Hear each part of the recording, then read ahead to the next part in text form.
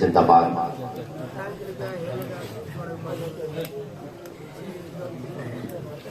نگاہ ولی میں یہ تاثیر دیکھی، بدلتی ہزاروں کی تقدیر دیکھی۔ اب میرے بھائی جو آ کر اسٹیج پر شعر پڑھ گئے، یہ آنکھیں یہ سر ہے یہ جان و جگر ہے، یہ آنکھیں یہ سر ہے یہ جان و جگر ہے، جہاں چاہو رکھو قدم غوث اعظم۔ وہ لب و لہجہ ہندوستان کا مشہور و معروف جسے آپ حضرات سماعت کر رہے تھے، اور اس پروگرام کی آخری کڑی اور زیادہ گھڑی کا وقت ہو جانے کے بعد آپ حضرات اگر جانے لگ جائیں تو یہ احساس ہو جائے گا کہ آپ لوگ بالکل تقریر سننے کے موڈ میں نہیں، اگر ہے تو آگے آ جائیں۔ آپ حضرات جو طالبان علوم نبویہ، یہ طلبہ اکرام جو بیٹھے ہوئے ہیں، یا ان سے میں گزارش کرتا ہوں آپ لوگ سمجھدار ہیں، تھوڑا سا قریب آ جائیں، اور جو لوگ پیچھے بیٹھے ہوئے ہیں مجھے لگتا ہے اس کو مستی میں چور بیٹھے ہیں، لے کے آنکھوں میں نور بیٹھے ہیں، نیند آئے گی بھاگ جائیں گے اس لیے جا کے دور بیٹھ گئے۔ آپ حضرات ادب سے بیٹھے رہیں، وقت دعوتگیر بالکل ہے لیکن حضرت سمجھتے ہیں حضرت کی خطابت کی سب سے بڑی خوبی یہ ہے کہ کون سی بات کہاں کہی جاتی ہے، سلیقہ اور طریقہ معلوم ہے۔ انشاءاللہ العزیز آپ کا بھی خیال کیا جائے گا، وقت کا بھی خیال کیا جائے گا، اور جاندار شاندار تقریر بھی آپ حضرات انشاءاللہ سماعت کریں گے۔ ادب و احترام کے ساتھ آئیے استقبال کر لیں۔ جس گلی میں وہ زخم کھاتا رہا، کہیں سبحان اللہ، زور سے بولے یا رسول اللہ، بیداری کے ساتھ بولے یا غوث اعظم۔ جس گلی میں وہ زخم کھاتا رہا، اس گلی میں وہ روز جاتا رہا۔ طائف کی زمین کا وہ واقعہ جس گلی میں نبی کریم صلی اللہ علیہ وسلم کے اوپر پتھر مارے گئے، کیا آپ کو معلوم ان کے جسم مبارک کو لہولہان کیا گیا؟ یہ طیبۃ العلماء پڑھے لکھے لوگ منبر شریف پر ہے، جانتے ہیں طائف کی گلیوں میں سرکار کے اوپر کوڑا پھینکے گئے، کوڑے پھینک کر کے اور پتھر کی بارش ہوئی، لیکن آقا کریم جبریل علیہ السلام آسمان سے اترے، یا رسول اللہ اگر حکم ہو تو میں طائف کی زمین کو پلٹ دوں۔ آقا کریم فرماتے ہیں اے جبریل کیا تمہیں نہیں معلوم کہ میں سارے جہان کے لیے رحمت بنا کر کے بھیجا ہوں، میں اپنوں کے لیے بھی رحمت ہوں، غیروں کے لیے بھی رحمت ہوں۔ شاہ نے کہا ایسا بھائی کہ وہ ہر عالم کی رحمت ہے، کسی عالم میں رہ جاتے، یہ ان کی مہربانی ہے کہ یہ عالم پسند آیا۔ ہم اور آپ خوش نصیب ہیں جس گلی میں وہ زخم کھاتا رہا، اس گلی میں وہ روز جاتا رہا، جتنے پتھر بدن پہ پڑتے تھے اتنی شدت سے مسکراتا۔ تو شاہ نے کہا ہر ایک نقطہ محمد کا، ہر ایک پارا محمد کا، ہر ایک نقطہ محمد کا، ہر ایک پارا محمد کا۔ قرآن پاک کی آیت میں ہے جلوہ محمد کا۔ ارے وہ کوڑا ڈالنے والے، وہ پتھر مارنے والے، وہ کوڑا ڈالنے والے، وہ پتھر مارنے والے سبھی بدلے مگر بدلہ نہیں رستا محمد کا۔ وہ پتھر مارنے والے، وہ کوڑا ڈالنے والے سبھی بدلے مگر بدلہ نہیں رستا محمد کا۔ تو کی محمد سے وفا تو نے تو ہم تیرے ہیں، یہ جہاں چیز ہے کیا لوہو قلم تیرے ہیں۔ آئے ناروں سے استقبال کر لے، اور میں جانتا ہوں کہ ظلم و تشدد سے زمین پاک کریں گے، ظالم حکومتوں کو ہم ہی خاک کریں گے۔ تم جنگ کے میدان میں تلوار چلاؤ، ہم جنگ کے میدان میں مسواک کریں گے۔ ناروں سے استقبال کریں، نعرہ تکبیر، بیداری کے ساتھ جواب دیں، نعرہ تکبیر، نعرہ رسالت، علماء اہل سنت، مسلک اعلیٰ حضرت، نعرہ تکبیر، نعرہ رسالت۔ اللہ وبرکاتہ۔ الحمدللہ، الحمدللہ رب العالمین، والعاقبۃ للمتقین، الصلاة والسلام على سید المرسلین، اما بعد، اعوذ باللہ من الشیطان الرجیم، بسم اللہ الرحمن الرحیم۔ یا ایہا الذین آمنوا اتقوا اللہ وقولوا مع الصادقین۔ آمنت باللہ صدق اللہ العظیم وبلغنا رسولہ النبی الکریم ونحن على ذلك لمن الشاہدین والشاکرین والحمد للہ رب العالمین۔ عقیدت و محبت کے ساتھ ساری کائنات کے مرکز عقیدت، مکی و مدنی تاجدار امام الانبیاء احمد مصطفیٰ محمد رسول اللہ صلی اللہ علیہ وسلم کی بارگاہ طیبات میں جھوم جھوم کر بآواز بلند درود پاک پڑھیں۔ اللہم صلی علی سیدنا مولانا محمد وبارک وسلم۔ صلاۃ و سلام علیک یا رسول اللہ، صلاۃ و سلام علیک یا حبیب اللہ۔ وقت کافی ہو چکا ہے اور ایسے بھی آپ نے بہترین انداز میں نعت مصطفیٰ سنی، تقریر بھی آپ نے سماعت کی ہے۔ تھوڑی دیر کے لیے اب نام پوسٹر میں ہے تو اس کی لاج رکھنے کے لیے تھوڑی دیر کے لیے آ گیا ہوں۔ ایک بار اور جم کر درود پاک پڑھ لیجیے تو بات کو آگے بڑھائی جائے۔ صلی اللہ علیہ نبی الامی وآلہ صلی اللہ علیہ وسلم، صلاۃ و سلام علیک یا رسول اللہ، صلاۃ و سلام علیک یا حبیب اللہ۔ اللہ جل شانہ ارشاد فرماتا ہے، یا ایھا الذین آمنوا اتقوا اللہ، اے ایمان والو اللہ سے ڈرو، وکونوا مع الصادقین، اور سچوں کے ساتھ ہو۔ اس آیت مقدسہ میں اللہ نے ایمان والوں کو مخاطب کیا کہ مجھ سے ڈرو اور سچوں، یعنی جو سچوں کی جماعت اس کے ساتھ ہو جاؤ، نمازیوں کے ساتھ ہو جاؤ۔ یا یہ اللہ نے نہیں فرمایا روزہ رکھنے والوں کے ساتھ ہو جاؤ، یہ نہیں، حج کرنے والوں کے ساتھ ہو جاؤ، یہ نہیں، زکوٰۃ دینے والوں کے ساتھ ہو جاؤ، یہ نہیں، کہا سچوں کے ساتھ ہو جاؤ۔ اس لیے کہ نمازی جھوٹ بول سکتا ہے، روزہ رکھنے والا جھوٹ بول سکتا ہے، حج کرنے والا جھوٹ بول سکتا ہے، اور زکوٰۃ دینے والا جھوٹ بول سکتا ہے، مگر جو سچا ہوگا وہ کبھی جھوٹ نہیں بولے گا۔ وہ نمازی بھی ہوگا، وہ روزے دار بھی ہوگا، وہ پرہیزگار بھی ہوگا، وہ متقی بھی ہوگا، وہ تقویٰ شعار بھی ہوگا، وہی جو ہے اللہ کا محبوب بندہ ہوگا۔ اس لیے اللہ نے فرمایا کہ سچوں کے ساتھ ہوگا۔ حضور سیدنا غوث اعظم رضی اللہ تعالیٰ عنہ کی شان اتنی بلند اور فوق اعلیٰ ہے کہ قم بإذن اللہ کہہ کر جو مردوں کو زندہ کرے اسے غوث اعظم کہتے ہیں۔ 12 سال کی ڈوبی ہوئی کشتی کو معاملات کے نکال دے دنیا، اسے غوث اعظم کہتی ہے۔ اندھے اور لوڑے لنگڑے کو قم بإذن اللہ شفاعت کہہ کر اس کو شفا دے دے دنیا، اسے غوث اعظم کہتی ہے۔ حضور سیدنا غوث اعظم رضی اللہ تعالیٰ عنہ آپ خود فرماتے ہیں کہ اگر میں کسی مردے پر اپنے راز کو ڈال دوں تو مردہ اٹھ کر زندہ ہو جائے گا۔ غوث اعظم خود فرماتے ہیں کہ اگر میں اپنے راز کو سمندر پہ ڈال دوں تو بہتا ہوا پانی زمین کے نیچے چلا جائے گا۔ جس کی شان اتنی اربوں اعلیٰ ہو کہ جس کا راز جو ہے مردے پہ ڈال دیا جائے تو وہ زندہ ہو جائے گا۔ آپ ذرا سوچئے، حضور سیدنا غوث اعظم رضی اللہ تعالیٰ عنہ آپ کی شان اتنی بلند اور اتنی اعلیٰ ہے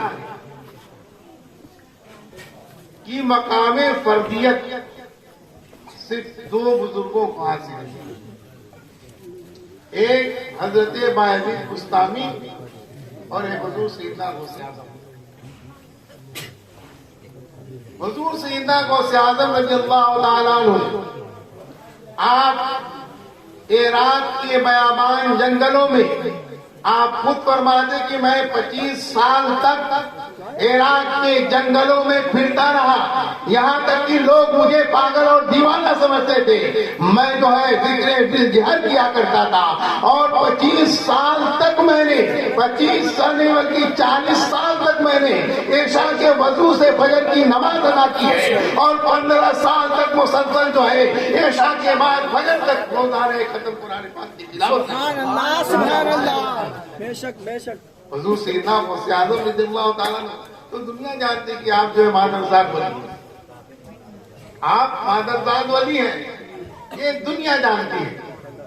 حضور سیدنا غوث اعظم رضی اللہ تعالیٰ عنہ جب آپ بیابان میں سیر کرنے کے لیے نکلے تو یہ واقعہ آپ نے سنا ہوگا، بڑا مشہور واقعہ ہے کہ کہا ہے جو آسمان پر بادل کا ٹکڑا نمودار ہوا اور اس بادل کے ٹکڑے سے پانی کی برسات ہونے لگی، تو کہ حضور سیدنا غوث اعظم رضی اللہ تعالیٰ عنہ جو ہے مجاہدہ کرتے کرتے آپ تھک چکے تھے، پیاس غالب آ گئی تھی، یعنی آپ کو پیاس لگی تھی، مگر پانی کا کہیں نام و نشان نہیں تھا۔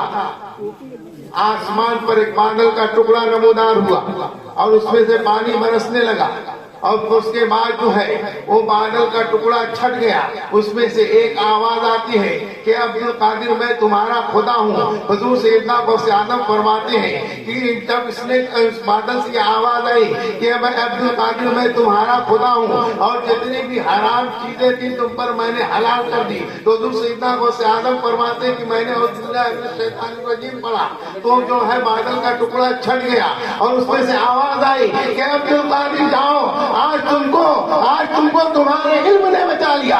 میرے غوث اعظم فرماتے ہیں کہ ہمیں شیطان مردود، جب تجھے تیرا علم نہیں بچا سکا تو مجھے کیسے بچا سکتا ہے؟ مجھے اللہ کے فضل میں، سبحان اللہ، بے شک بے شک، مجھے اللہ کے فضل میں بچایا ہے۔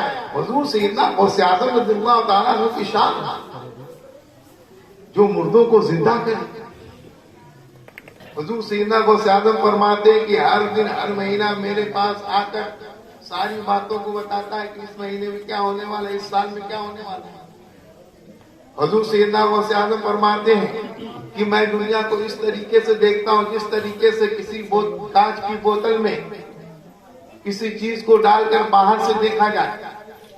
حضور سیدنا غوث اعظم رضی اللہ تعالیٰ عنہ جس کی شان یہ ہے کہ جنہوں نے اپنے مریدوں کو فرمایا کہ لا تخف مریدی، یعنی تمہیں ڈرنے کی ضرورت نہیں ہے، جس کے ڈر کو دور کرے دنیا اسے غوث اعظم کہتی ہے، جس کے دل سے خوف کو نکال دے دنیا اسے غوث اعظم کہتی ہے۔ اور حضور سیدنا غوث اعظم کی جو شان ہے، اسی لیے تو اعلیٰ حضرت نے کہا ہے کہ تیری سرکار میں لاتا ہے رضا اس کو سفیر جو میرا غوث ہے اور لاڈلا بیٹا تیرا، جو میرا غوث ہے اور لاڈلا بیٹا تیرا۔ حضور سیدنا غوث اعظم رضی اللہ تعالیٰ عنہ کی شان اتنی بلند ہے، اتنی بلند ہے۔ ایک بار آپ درود پاک پڑھ لیجیے تو بات کو آگے بڑھائی جائے۔ صلی اللہ علیہ صلی اللہ تعالیٰ علیہ وسلم، صلاۃ و سلام علیک یا رسول اللہ، صلاۃ و سلام علیک یا حبیب اللہ۔ حضور سیدنا غوث اعظم رضی اللہ تعالیٰ عنہ فرماتے ہیں کہ میں جب مکتب میں جاتا تھا یہاں تک کہ مکتب میں آواز آنے لگی، لیکن یا مبارک کی آواز آتی تھی اور میں اپنے کانوں سے سنتا تھا کہ کوئی کاتب غیبی سے آواز دے رہا ہے کہ اللہ کے ولی کے لیے جگہ کو کشادہ کر دیا جائے۔ لوگوں نے پوچھا غوث عبد القادر جیلانی آپ کو کب پتا چلا کہ آپ جو اللہ کے ولی ہیں؟ غوث اعظم فرماتے ہیں کہ جب میری عمر 10 سال کی تھی اور جب میں مکتب میں جاتا تھا تو یہ آواز آتی تھی کہ اللہ کے ولی کے لیے چھوڑ، اللہ کے ولی کے لیے جگہ کشادہ کر دو۔ تب میں سمجھ گیا کہ اللہ نے مجھے ولایت کے مقام پر فائز کر دیا ہے، اللہ نے مجھے ولایت کے مقام پر فائز کر دیا ہے۔ آپ ذرا غور کیجیے، حضور سیدنا غوث اعظم دستگیر رضی اللہ تعالیٰ عنہ جب شہر بغداد میں جو ہے آپ جب واز فرمایا کرتے تھے تو آپ کا واز سننے کے لیے ایک دو نہیں بلکہ 60-70 ہزار لوگوں کا مجمع رہتا تھا۔ اور اس وقت مائک میں تقریر نہیں ہوتی تھی، مائک میں واز نہیں کیا جاتا تھا، بلکہ مائک وغیرہ کچھ نہیں رہتا تھا۔ آپ سوچئے 70,000 اور 60,000 70,000 کا مجمع، مگر غوث اعظم کی کرامت کہ جب غوث اعظم جو ہے واز فرماتے تھے تو نزدیک والا جتنی آواز سے سنتا تھا اتنی آواز سے دور والا بھی سنا کرتا تھا۔ یہ غوث اعظم کی کرامت تھی۔ حضور سیدنا غوث اعظم رضی اللہ تعالیٰ عنہ ایک مرتبہ واز فرما رہے تھے کہ آپ شہر عراق میں حضرت علی بن حیدر رحمۃ اللہ تعالیٰ نے یہ غوث پاک سے بڑی عقیدت رکھتے ہیں، بڑی محبت کرتے ہیں اور غوث پاک کی بات سننے کے لیے آپ کی محفل میں جاتے تھے۔ اتفاق سے حضور سیدنا غوث اعظم رضی اللہ تعالیٰ عنہ واز فرما رہے تھے، حضرت علی بن حیدر بھی آپ کے قریب ہی بیٹھے ہوئے تھے۔ سرکار غوث اعظم واز کر رہے ہیں، علی بن حیدر کو نیند آ گئی، فوراً ہی حضور سیدنا غوث اعظم نے کرسی کتابت کو چھوڑا، علی بن حیدر کے قریب آ کر ہاتھ مار کر کھڑے ہو گئے۔ آپ ہاتھ مار کر کھڑے کون؟ غوث اعظم ہاتھ مار کر کھڑے ہیں۔ اس کے بعد جو علی بن حیدر بیدار ہوتے ہیں تو کہتے ہیں یا غوث اعظم میں نے ابھی سرکار دو عالم صلی اللہ تعالیٰ علیہ وسلم کے خواب میں زیارت کی ہے۔ میرے غوث اعظم فرماتے ہیں کہ علی بن حیدر تم حالت خواب میں نبی کو دیکھ رہے تھے، میں حالت بیداری میں نبی کو دیکھ رہا تھا، اس لیے تمہارے پاس آ کر تعظیم میں کھڑا ہو گیا۔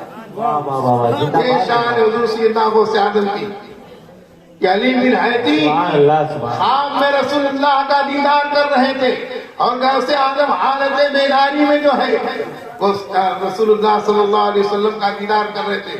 اور اسی لیے کہا کہ حضور سیدنا غوث اعظم رضی اللہ تعالیٰ عنہ کی شان اتنی بلند ہے کہ حضرت تاج العارفین محمد کاکیس رحمت اللہ تعالیٰ علیہ کے بغداد کے بہت ہی مشہور بزرگ تھے، بلکہ آپ کے جھنڈے تلے جو ہے کئی بادشاہ آپ کے مرید تھے، تاج العارفین۔ تو اس وقت شہر بغداد میں آپ کی بڑی شہرت تھی اور حضور سیدنا غوث اعظم کا طالب علمی کا زمانہ تھا۔ تو جب حضرت تاج العارفین آز فرماتے تھے تو بڑے بڑے اولیاء کرام، بڑے بڑے اکابر آپ کی محفلوں میں آتے تھے بات سننے کے لیے۔ تو حضور سیدنا غوث اعظم رضی اللہ تعالیٰ عنہ طالب علمی کا دور تھا، جب آپ چاہتے گئے ایک مرتبہ آپ کا آواز سننے کے لیے، جیسے ہی محفل میں داخل ہوئے حضرت تاج العارفین محمد کاکیس رحمت اللہ تعالیٰ علیہ کی نگاہ جب حضور سیدنا غوث اعظم پر پڑتی ہے تو آپ نے لوگوں سے کہا کہ اس آنے والے بچے کو محفل سے نکال دیا جائے، ذرا غور کیجئے گا۔ تاج العارفین نے حضور سیدنا غوث اعظم کو اپنی مجلس سے باہر نکال دیا، مگر حضور غوث اعظم کو کوئی تکلیف نہیں ہوئی، آپ کے چہرے پر کوئی ناگواری نہیں ظاہر ہوئی۔ لوگوں نے آپ کو مجلس سے باہر کر دیا، جیسے ہی باہر کر کے اندر آئے حضور سیدنا غوث اعظم پھر دوبارہ داخل ہوتے ہیں۔ حضرت تاج العارفین فرماتے ہیں کہ اس بچے کو دوبارہ مجلس سے باہر نکال دیا جائے۔ پھر لوگ آپ کو پکڑ کے باہر نکال دیتے ہیں اور کہتے ہیں کہ کیسا بچہ ہے کہ بار بار نکالا جا رہا ہے پھر واپس آ جا رہا ہے۔ جیسے ہی آپ کو باہر چھوڑ کر لوگ آئے حضور سیدنا غوث اعظم تیسری بار پھر اس مجلس میں حاضر ہوئے۔ اس مرتبہ حضرت تاج العارفین نے آپ کو باہر نہیں نکالا بلکہ کہا کہ اے لوگوں اس بچے کو پکڑ کر میرے پاس لے کر آؤ۔ جب حضور سیدنا غوث اعظم رضی اللہ تعالیٰ عنہ کو تاج العارفین محمد کاکیس رحمت اللہ تعالیٰ علیہ کی بارگاہ میں لے کر کے آئے، لے کر حاضر ہوئے، آپ جو ہے منبر سے آپ جو ہے آپ جو ہے کرسی خطابت سے کھڑے ہو جاتے ہیں اور کہتے ہیں کہ اے لوگوں ذرا غور سے اس بچے کو دیکھو، میں نے اسے 2 مرتبہ مجلس سے اس لیے نکالا تھا کہ تاکہ تم کو اچھی طریقے سے پہچان لو کہ میری بات جو ہے ولایت کا اور قدرت کا جھنڈا اس کا زندہ باد، زندہ باد، نعرے تکبیر، نعرے رسالت، جشن غوث الورا، نعرے تکبیر۔ اس کے بعد میرے بعد جو ہے قطبیت کا جھنڈا اس کے ہاتھوں میں ہوگا، اس لیے میں نے نکالا تاکہ لوگ اچھی طریقے سے پہچان لیں۔ اب حضور سیدنا غوث اعظم رضی اللہ تعالیٰ عنہ کی شان اور عظمت اتنی بلند ہے، آپ ذرا غور کیجئے گا کہ شہر بغداد میں ابو غالب نام کے ایک تاجر جو بڑا ہی مالدار تھا، اس کے پاس سب کچھ تھا، دولت تھی، بنگلہ تھا، ہر عیش و آرام تھا، اس کی ایک اولاد تھی مگر اس کی اولاد جو ہے آنکھوں سے اندھی تھی، پیروں سے اپاہج تھی، ہاتھوں سے بھی لولا تھا، یعنی ایسا معلوم ہوتا تھا جیسے گوشت کا ایک لتھڑا ہے، وہ نہ چل سکتا تھا، نہ کانوں سے سن سکتا تھا، نہ آنکھوں سے دیکھ سکتا تھا۔ وہ اتنا بڑا بھی آدمی ابو غالب جو شہر بغداد کا مشہور تاجر، اس کا ایک ہی بیٹا مگر ہر طریقے سے وہ معذور تھا۔ اس نے شہر بغداد کے تمام علماء کرام کی اپنے گھر پہ دعوت دی، تمام علماء کرام کو اکٹھا کیا، اس نے حضور سیدنا غوث اعظم کو بھی دعوت دیا۔ حضور سیدنا غوث اعظم رضی اللہ تعالیٰ عنہ جب آپ ابو غالب کے گھر پہ آپ جب تشریف لے گئے تو دیکھا کہ تمام بڑے بڑے شہر بغداد کے اکابر علماء کرام جو ہے دسترخوان پہ بیٹھے ہوئے ہیں اور قسم قسم کا کھانا چن دیا گیا ہے اور اسی دسترخوان کے بیچ میں ایک بند ٹوکرا رکھا گیا ہے۔ حضرت غوث اعظم نے اپنی نگاہ باطنی سے آپ نے پہچان لیا کہ اس ٹوکرے کے اندر ابو غالب کا اپاہج بیٹا ہے۔ تمام علماء کرام کو اکٹھا کرنے کی اس کی ضرورت اس نے محسوس کی تاکہ یہ لوگ میرے بچے کے لیے دعا کریں۔ حضور سیدنا غوث اعظم دسترخوان کے قریب گئے اور کہا کہ اس ٹوکرے کو میرے پاس اٹھا کر لاؤ۔ لوگوں نے آپ کو ٹوکرا آپ کے پاس اٹھا کر لایا، آپ نے کہا تم بعزت اللہ شادی و محافل، اتنا کہنا تھا کہ ابو غالب کا اپاہج بچہ جو ہے ٹوکری سے صحیح سلامت باہر نکلتا ہے اور وہیں علماء کرام کے درمیان دوڑنے لگتا ہے۔ علماء کرام نے دیکھا حضور سیدنا غوث اعظم کی کرامت میں تو دنگ رہ گئے۔ یہ شان حضور سیدنا غوث اعظم کی کہ جس پر ایک نگاہ اٹھا دے اسے اپنے وقت کا ولی بنا دے۔ آپ نے واقعہ سنا ہوگا نا، ایک مرتبہ ایک چور اپنے گھر سے چوری کرنے کے لیے نکلا، ایک शख्स अपने घर से मुरीद होने के लिए इतना पीर की तलाश में, तो जो अपने घर से मुरीद होने के लिए निकला तो उसने दिल में ये सोचा कि जिससे सबसे पहली मुलाकात होगी मैं उससे मुरीद हो जाऊंगा, उसी को मैं अपना पीर मान लूंगा। चले दोनों, एक चोर चोरी करने के लिए चला और एक जो है मुरीद होने के लिए चला। इत्तेफाक से जो मुरीद होने के लिए चला था उसका टकराव इसी चोर से हो गया। अब जो मुरीद होने चला था उसकी मुलाकात पहले उस चोर से हुई। उसने उसका दामन थाम लिया और कहा कि अब मुझे मुरीद कर दीजिए, इसलिए कि मैं घर से ये नियत करके निकला हूं कि जो पहले शख्स मिलेगा उसी को मैं अपना पीर तस्वुर करूंगा, तस्लीम करूंगा। अब मुझे मुरीद कर लीजिए। वो चोर जो है, चोर डाकू, वो बड़ा परेशान हो गया कि इससे पीछा किस तरीके से छुड़ाया जाए। तो उसने कहा ठीक है, तुम यहीं पर खड़े रहो जब तक मैं वापस ना आ जाऊं। जब मैं वापस आऊंगा तो तुम्हें मुरीद करूंगा। अब ये चोर जो है उस शख्स को उस जगह पे खड़ा करके चोरी करने कहाँ गया? गौसे आजम के दरबार में। गौसे आजम के दरबार में चोरी करने गया। गौसे पाक कोई गरीब आदमी नहीं थे, गौसे पाक बहुत ही मालदार थे। हुजूर सैयदना गौसे पाक की तिजारत जहाजों पे लगकर सामान जाया करते थे। इतने मालदार थे हुजूर सैयदना गौसे आजम। और आप अपने जिस्म पर कीमती लिबास पहना करते थे। तो चोर आपके घर में गया चोरी करने के लिए। वो गौसे पाक जो अपनी मसनद के नीचे हाथ डाले तो डूबते हुए जहाज को जो है साहिल पे लगा दे। वो गौसे आजम उनके बारगाह में चला ये चोरी करने के लिए गया। इत्तेफाक से हजरत खिदिर अलैहिस्सलाम पहुंचे गौसे आजम की बारगाह में। कहा कि फला जगह के कुतुब का या अब्दाल का इंतकाल हो गया है, वहां के लिए कोई अब्दाल भेजिए। गौसा पाक ने फरमाया इस वक्त तो कोई नहीं है, मगर एक शख्स जो है आपके चारपाई के नीचे छुपा हुआ था। कहा कि एक है चारपाई के नीचे छुपा हुआ, उसी को भेज देता हूं, तवज्जो दीजिएगा। तो हुजूर सैयदना गौसे आजम ने उस चोर को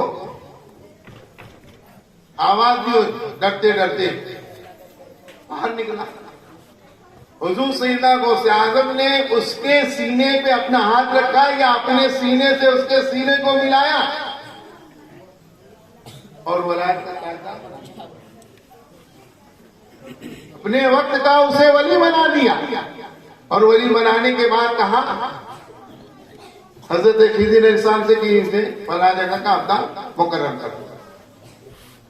अब चोर चोरी करने गया था मगर वलायत का ताजदार बनकर निकल रहा है। ये किसकी निगाह है? क्या हुजूर सैयदना गौसे आजम की निगाह है। चला और इधर ये मुरीद होने वाला शख्स 3 दिन गुजर गए, वहीं पे खड़ा। लोगों की भीड़ इकट्ठा हो गई, लोगों की भीड़ इकट्ठा हो गई। लोग उसको समझाते रहे मगर वो मानने के लिए तैयार नहीं। उसने कहा नहीं, मेरे पीर ने मुझसे कहा कि जब तक मैं ना आऊं यहीं खड़े रहो। तो मैं अपने पीर की बात को टाल नहीं सकता। जब तक मेरा पीर नहीं मुझसे आकर यहाँ मिलेगा और मुझे इजाजत नहीं देंगे, मैं यहाँ से हट नहीं सकता। 3 दिन हो गए, लोगों की भीड़ लग गई और ये गौसे पाक की बारगाह से अब्दाल बनकर चला। जिस इलाके के अब्दाल का इंतकाल हो गया था, जब चला उस जगह पर पहुंचा जहां पर उसका मुरीद खड़ा था। लोगों की भीड़ लगी हुई थी। वहां पहुंचा तो पूछा क्या बात है, क्यों भीड़ लगी हुई है? अरे कहा कि एक शख्स पागल हो गया है, 3 दिन से यहाँ पे खड़ा है, बोलता है कि मेरे पीर ने मुझे हुक्म दिया कि यहाँ से हिलना नहीं जब तक मैं नहीं आ जाऊं। तब इसे ख्याल आया, फौरन ही भीड़ को चीरता हुआ आगे बढ़ा तो क्या देखा कि वही शख्स खड़ा है, वही शख्स खड़ा है। फौरन ही आगे बढ़ा, कहा कि अब मैं तुम्हें अपना मुरीद बनाने के काबिल हो चुका हूँ, इसलिए कि अब ऐसी वैसी नहीं बल्कि गौसे पाक की बारगाह से जो है वलियों का ताजदार غوث پاک کی بارگاہ سے اپنے وقت کا ابدال بن کر آیا ہوں، فوراً ہی آگے بڑھا اور اس شخص کو جو ہے اپنے اس کا ہاتھ اپنے ہاتھ میں لے کر اسے اپنا مرید بنا۔ یہ ہے غوث اعظم کی شان۔ مجھے تو لگتا ہے کہ اس شخص کی نیت کے صدقے میں اس کو بے شک بے شک اس کی نیت کے صدقے میں یہ چور جو ہے ابدال بنا دیا گیا۔ وہ ہے حضور سیدنا غوث اعظم رضی اللہ تعالیٰ عنہ کی شان۔ اسے کما آپ کو ہم اور آپ کو بیان نہیں کر سکتے۔ وہ اگر ذوق یقین تو کٹ جاتی ہے زنجیریں، وہ اگر ذوق یقین تو کٹ جاتی ہے زنجیریں، نگاہ مرد مومن سے بدل جاتی ہے تقدیریں، نگاہ مرد مومن سے بدل جاتی ہے تقدیریں۔ حضور سیدنا غوث اعظم رضی اللہ تعالیٰ عنہ کی اتنی بے شمار کرامت ہے کہ کسی ولی کی اتنی متواتر کرامت ہے نہیں جتنی حضور غوث پاک کی، اور بھی متواتر یعنی بالکل صحیح بات کے ساتھ۔ حضرت ابو بکر بن حوارہ رحمۃ اللہ تعالیٰ، دیکھیے بزرگوں کی کتنی شان ہے۔ اللہ کے جو محبوب بندے ہوتے ہیں ان کی واقعی میں بڑی شان ہوتی ہے، بڑے ہی بلند و بالا ہوتے ہیں، عظمت والے ہوتے ہیں۔ حضرت محمد بن ابو بکر حوارہ رحمۃ اللہ تعالی علیہ، آپ نے فرمایا، آج بھی ان کی ایک کرامت مشہور ہے، شہر بغداد میں ہی ہے، وہ عراق میں کربلا شریف۔ آپ نے اپنی زندگی میں فرمایا کہ جو میرے قبر کی 7 بت تک زیارت کرے گا، 7 بت، جو میری قبر کی 7 بت تک زیارت کرے گا اسے جہنم کی آگ نہیں جلا سکتا۔ اور آج بھی آپ کے مزار پر نہ مچھلی پک سکتی ہے، نہ گوشت پک سکتا ہے، کوئی ایسی چیز نہیں پک سکتی، آج بھی ان کی کرامت ظاہر ہے۔ جیسے یہ احمد آباد میں قطب عالم کی کرامت ہے، جو آپ نے فرمایا تھا رات کی تاریکی میں گزر رہے تھے تو کسی پتھر سے آپ ٹکرا گئے، ٹھوکر لگی تو آپ کی زبان سے نکل گیا کہ لوہا ہے کہ لکڑ ہے، کنکر ہے کہ پتھر ہے، خدا جانے کیا ہے۔ وہ پتھر میں نے اپنی آنکھ سے دیکھا ہے۔ جو آپ نے فرمایا تھا ساری کی ساری چیزیں اس میں موجود ہیں۔ آج وہ پتھر زیارت کے لیے رکھا ہے۔ تو بزرگوں کی زبان جو ہوتی ہے، زبان تو ان کی ہوتی ہے مگر کلام پرور دیکھا ہے، وہ زبان سے بولتے جاتے ہیں اور ساری چیزیں پوری ہو جاتی ہیں۔ اور جس کے بارے میں انہوں نے فرمایا کہ خدا جانے کیا ہے، آج تک کوئی پتہ ہی نہیں لگا سکا کہ وہ کیا ہے۔ اپنے بڑے بڑے انگریز جو ہے اس جگہ کو کاٹ کر لے کر گئے، ریسرچ کیا مگر پتہ ہی نہیں لگا۔ آخر میں وہ بھی مجبوراً بول اٹھے کہ خدا ہی جانے کیا ہے، وہ بھی یہی بول اٹھے خدا جانے کیا ہے۔ تو بزرگوں کی تو اتنی بلند و بالا شان ہے، اسی لیے تو کہا گیا کہ بزرگوں کا ادب و احترام کرو، ان کا ادب کرو، ان کی تعظیم کرو۔ اب حضرت علامہ الحاج صوفی محمد اکرام الحق علی رحمت و رضوان، یہ اپنے وقت کے ولی، جس نے دیکھا اس نے مانا، جس کو نہیں مانا مت مانا، کوئی کسی سے منوانے تو جاتا نہیں ہے، جو جسے مانتا ہے۔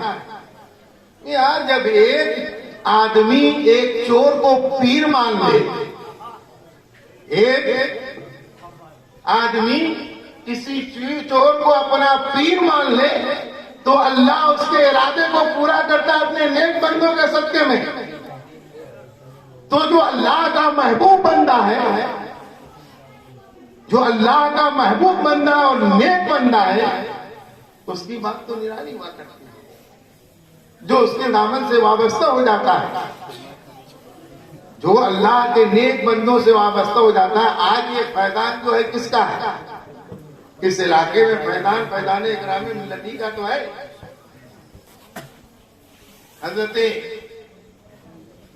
مولانا علامہ الحاج صوفی محمد اکرام الحق صاحب علیہ رحمت و رضوان کی یہ دین ہے، یہ ان کا یہ فیضان ہے، اور انشاءاللہ تا قیامت تک اسی طریقے سے ان کا فیضان جاری اور ساری رہے گا۔ فیض اٹھانے والے اٹھاتے رہیں گے، نہیں اٹھانے والے اس سے معلوم ہے، فیض اٹھانے والے اٹھاتے رہیں گے، نہیں اٹھانے والے اس سے معلوم رہیں گے۔ ایک بات ضروری ہے کہ دیکھیے، جو جس جگہ سے ارادہ کرتا ہے یا جس کے ہاتھ پر اس نے اپنا ہاتھ دیا ہے، اس کا اگر کوئی بھی کام ہوگا، چاہے کسی کی بارگاہ میں جائے، توجہ سے سنیے گا، ایک مرید جس نے اپنا ہاتھ کو اس کے ہاتھ پر دے دیا ہے، جو اس نے اپنا پیر بنا لیا ہے، تو چاہے کس کی بارگاہ میں بھی جائے، غریب نواز کی بارگاہ میں جائے گا تو وہاں پہ اس کا کام اس کے پیر کے صدقے میں ہوگا، غوث اعظم کے مزار پہ جائے گا اس کا کام اس کے پیر کے صدقے میں ہوگا، حضرت کچوچا شریف جائے گا تو وہاں بھی ان کا کام جو ہے اس کے پیر کے صدقے میں ہوگا، بختیار کاکی چلا جائے جہاں بھی جائے گا تو اس کا کام اس کے پیر کے فیضان سے ہوگا، اور جب تک اس کے پیر کا فیضان نہیں ہوگا دوسرے کا فیضان مل ہی نہیں سکتا۔ اسی لیے کہا گیا کہ پیروں کا ادب و احترام کرو اور بزرگوں کی بارگاہ میں جاؤ اور دل کو سنبھال کر بیٹھا کرو، تاکہ تمہارے دلوں کے اندر کوئی وسوسہ نہ پیدا ہو، کیونکہ جس کی بارگاہ میں گئے ہو وہ دلوں کے بھی حالات کو اللہ کے فضل سے جانتا ہے، اللہ کے فضل سے، اس کی عطا سے وہ آنے والے کے دلوں کے حالات کو جانتا ہے، اسی لیے کہا گیا ہے۔ اور پھر جب عام بزرگوں کا یہ عالم ہے تو غوث پاک کا عالم کیا ہوگا؟ حضور سیدنا غوث اعظم رضی اللہ تعالیٰ عنہ، آپ کی شان اتنی بلند ہے کہ غوث پاک فرماتے ہیں کہ اگر میرا مرید مشرق میں ہو اور میں مغرب میں، اگر میرا مرید مشرق سے مجھے پکارے گا، میں مغرب میں ہوں گا تو میں وہاں سے اس کی مدد کروں گا۔ اتنا نہیں بلکہ سرکار کو پاک نے اتنا فرما دیا ہے کہ اگر میرا مرید کوئی مشرق میں ہے، اگر اس کا سطر کھل جائے، میں مغرب میں ہوں تو اپنا ہاتھ بڑھا کر اس کے سطر کو ڈھک دیتا ہوں۔ یہ شان حضور سیدنا غوث اعظم، اور حضور سیدنا غوث اعظم رضی اللہ تعالیٰ عنہ کا فیضان اتنا بے شمار ہے کہ جو جتنا چاہے لوٹ لے، کم ہو ہی نہیں سکتا ہے، کم نہیں ہو سکتا ہے۔ اور یہ یہاں بھی جتنے لوگ حاضر ہیں، فیضان اکرام ملت کے صدقے میں فیضان غوث اعظم ہی تو لوٹ رہے ہیں، فیضان اکرام ملت کے صدقے ہی میں فیضان غوث اعظم لوٹ رہے ہیں۔ یہاں سے ہر اٹھ کر جانے والا غوث اعظم کے فیضان سے انشاءاللہ مالا مال ہو کر جائے گا۔ کیوں؟ کہ حضور سیدنا غوث اعظم کی شان ہے کہ وہ اگر ذوق یقین پیدا تو کٹ جاتی ہیں زنجیریں، نگاہیں مرد مومن سے بدل جاتی ہے تقدیریں۔ اور یہ ایک شعر ہے نا، یہ دل یہ جگر ہے، یہ آنکھیں یہ سر ہے، یہ دل یہ جگر ہے، یہ آنکھیں یہ سر ہے، جہاں چاہو رکھو قدم غوث اعظم۔ جب حضور سیدنا غوث اعظم نے برسر ممبر یہ کہا تھا کہ میرا قدم تمام اولیاء اللہ کی گردن پر ہے، تمام اولیاء اللہ کی گردن پر ہے، تو اس وقت جو بھی اللہ کے ولی جس حال میں تھے، جہاں تھے، کوئی مجاہدے میں تھا، کوئی کہیں اور تھا، کوئی ذکر و اذکار میں تھا، سب نے غوث پاک کی آواز کو سنا، سب نے غوث پاک کی آواز کو سنا۔ آپ ذرا سوچیے، غوث پاک نے برسر ممبر اعلان کیا اور دنیا کے جس خطے میں جو ولی تھا غوث پاک کی آواز کو سنا، اور سب نے سننے کے بعد اپنی اپنی گردن کو جھکا کر کہا، یا غوث اعظم، یہ آپ کا قدم ہماری گردن پر نہیں بلکہ ہمارے سر اور آنکھوں پر ہے، ہمارے سر اور آنکھوں پر ہے۔ وہیں پر ایک بزرگ تھے جنہوں نے انکار کر دیا تھا، اسے بھی غوث اعظم نے سنا، تو آپ نے فرمایا کہ اگر تمہارے گردن پہ میرا قدم نہیں ہے تو تمہارے گردن پہ خنجر کا قدم ہے۔ اور وہ بات پوری ہوئی۔ حضرت احمد جام شیر، جو شیر کی سواری کرتے تھے، وہ بھی مطلب اپنے بزرگی میں ذرا ان کو گھمنڈ اور تکبر تھا، وہ शेर की सवारी करते थे, कोड़े की जगह पे ना वो अजदहा का कोड़ा रखते थे। तो आप जो है शेर की सवारी पे बैठकर जब शहर बगदाद पहुंचे तो आपने अपने खादिम से कहा कि जाओ गौसे आजम की बारगाह में और कह देना कि अहमद जाम आए हुए हैं और उनकी सवारी के लिए खुराक एक गाय चाहिए। आजम उनका आकर गौसे पाक की बारगाह में उसने कहा, गौसे पाक ने कहा कि अहमद जाम हमारे मेहमान हैं, उनकी ख्वाहिश पूरी की जाएगी, उनकी ख्वाहिश पूरी की जाएगी। हुजूर सीना गौसे आजम ने हुक्म दिया कि अहमद जाम के शेर के लिए एक गाय भेज दी जाए। तो आपने सुना होगा कि आपके दरवाजे पर एक दुबला पतला कुत्ता जो है आपकी हड्डियों पर पल रहा था। जैसे गाय चली उसके पीछे पीछे एक कुत्ता भी चला, और जैसे ही शेर उस गाय की तरफ हमला करने वाला था कि उससे पहले उस कुत्ते ने शेर पर हमला कर दिया और उसका गला पकड़ा और पकड़कर वहीं मार दिया। तो क्या ये कुत्ते की ताकत थी कि शेर को मार देता? क्या कुत्ते के अंदर इतनी हिम्मत थी? नहीं, बल्कि गौसे आजम का तसर्रुफ था। आपने दिखा दिया कि तुमने अपनी वलायत में तकब्बुर करके तुमने ये चाहा कि गौसे पाक की बारगाह से जो है एक गाय की खुराक अपने शेर के लिए गाय की खुराक मंगा ले। मगर देखो तुम्हारे गौसे आजम का ये तसर्रुफ है, एक मामूली दुबला पतला कुत्ता भी जो है कुत्ते का भी मुकाबला तुम्हारा शेर नहीं कर सकता है। क्या दबे जिसपे हिमायत क्या दबे जिसपे हिमायत का पंजा तेरा शेर को खतरे में नहीं लाता है कुत्ता। ये हुजूर सीना गौसे आजम के साथ अल्लाह ताला हम सब पर अपना फजल करम फरमाए। टाइम भी ज्यादा हो गया है, आप लोगों को भी नींद आ रही है और ज्यादा चिल्ला के मुझे कुछ फायदा भी नहीं है, ना आपको फायदा होगा ना मुझे फायदा होगा। इसलिए मैं अपनी तकरीर को यही पे खत्म करता हूँ। बस अल्लाह ताला की बारगाह में यही दुआ है, क्या फरियाद है कि मैंने जो